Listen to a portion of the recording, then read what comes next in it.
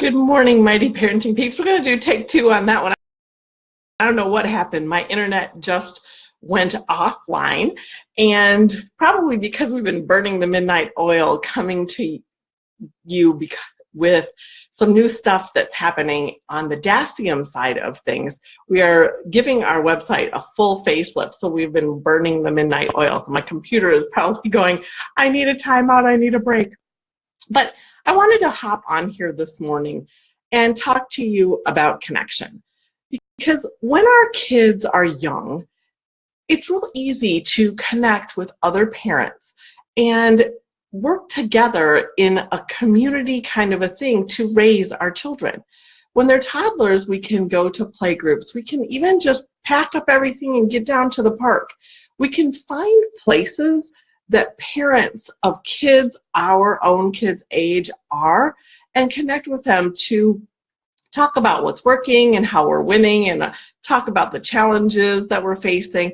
And we help one another parent during those toddler and 4- and 5-year-old years, those early school years.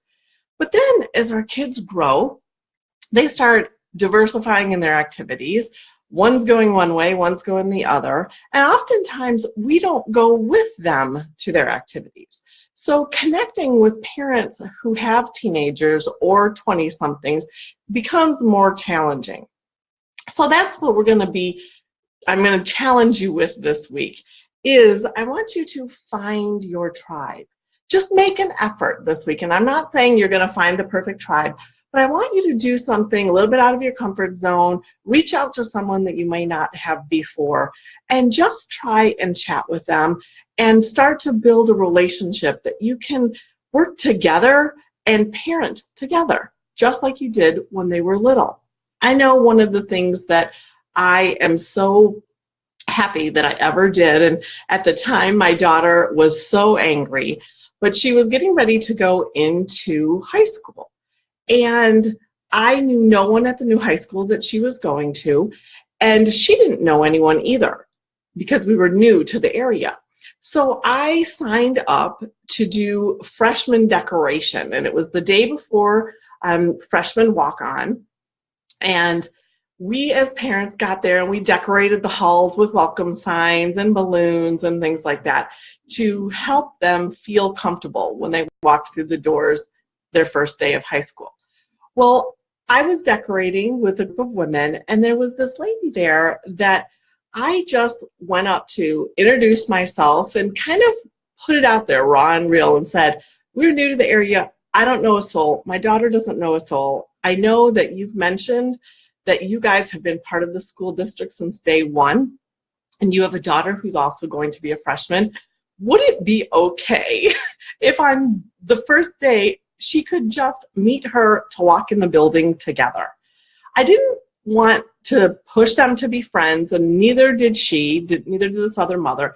It's just I wanted my daughter to have one other person that she could eat lunch with that day and walk into that building. And this lady said, yeah, I'll do it. We'll just meet over in the side end of the parking lot, and we can introduce them and they can walk in together. And I was like, oh, thank goodness. And I thought, my daughter's going to be so happy about this. The reality was she was so angry that how dare I even think that she needed me to set her up with friends. And it wasn't that. Fast forward, yes, it was awkward on that first morning walking into the building. Yes, she was rolling her eyes when they had to tell us where they were meeting up to do lunch together. But fast forward almost, gosh, I think it's been 10 years. They're still the best of friends. They visit each other now all over the country. My daughter has children, and Kelsey's in Michigan, but they still have that connection and that friendship, all because I was that helicopter mom, sort of. So the best benefit of that, though, is that mom and I can still contact each other and talk to each other about stuff going on with our girls. And I am like a second parent to Kels, and Gloria is the second parent to my daughter. So it's takes a village, and sometimes you just have to step out of your comfort zone. So this week, I encourage you to do what I did. Even if your kid gets embarrassed, you need a tribe that can help you through the bumps and the highs and lows and the bumps and all of that. And this week, go out and just take one effort to find that tribe. Thanks, and have a great day.